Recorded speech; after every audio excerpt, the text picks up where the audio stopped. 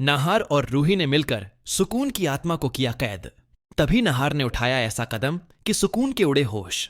तभी नाहार और रूही ने मिलकर कर दिया सुकून का अंत।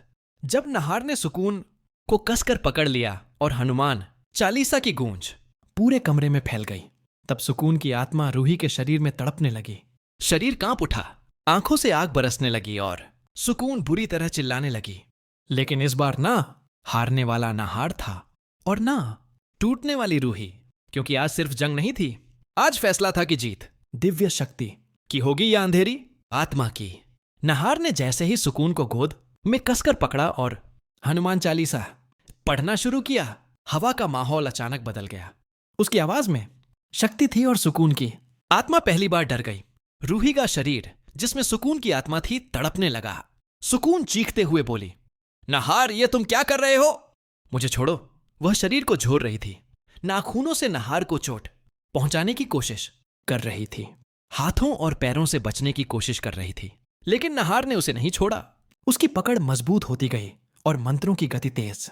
उधर रूही आत्मा रूप में खड़ी सब कुछ देख रही थी। वह दौड़कर हनुमान जी का सिंदूर उठाती है और जमीन पर तेजी से मंत्रों की ऊर्जा में भरा गोला बना देती है। गोला बनते ही हवा और ज्यादा तेज हो जाती है। सुकून की चीखें और तीखी। कुछ ही क्षणों बाद सुकून का नियंत्रण टूटने लगता है। उसका शरीर ढीला पड़ता है और फिर सुकून की आत्मा रूही के शरीर से बाहर निकल जाती है। रूही तुरंत अपने शरीर के पास जाती है और एक उजाले की चमक के साथ अपने वास्तविक शरीर में प्रवेश कर जाती है। अब पहली बार रूही और नाहार आमने सामने खड़े थे। वास्तविक रूप में रूही सांस संभालते हुए कहती है, नाहार जी, सुकून को जल्द से जल्द मुक्त करना होगा। अगर उसे फिर से होश आ गया तो वे और खतरनाक हो जाएगी और अब उसे यह भी पता चल चुका है कि आप उसे कभी स्वीकार नहीं करेंगे।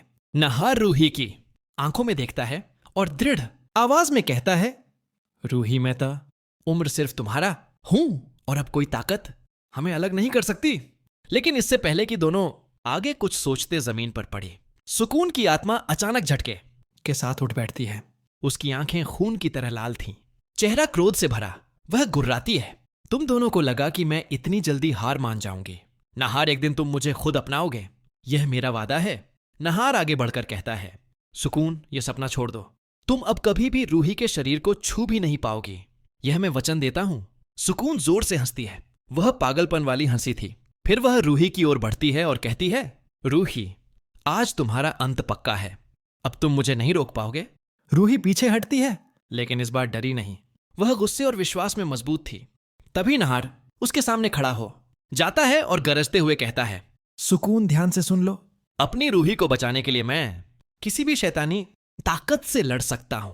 तुम्हारे जैसे अंधकार के आगे मेरा प्यार और भगवान की शक्ति हमेशा जीतेंगे।